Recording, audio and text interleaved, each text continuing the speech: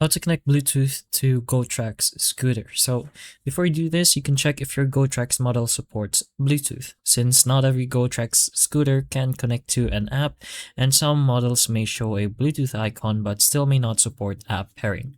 So if you want to check, you can go ahead and take a look at your model's manual, or you can take a look at the Gotrax product page first for more details about your scooter.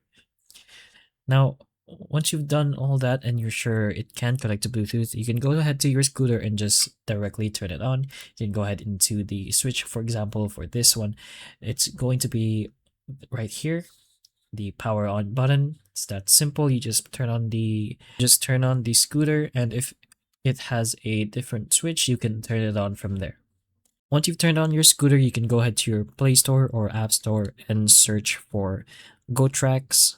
So this app over here, just install the app. You can then just sign up if you don't already have an account. But in Gotrax, you can go ahead and press on add device.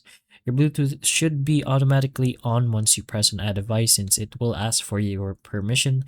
But if it doesn't, you can turn on your Bluetooth and go ahead and choose the add device.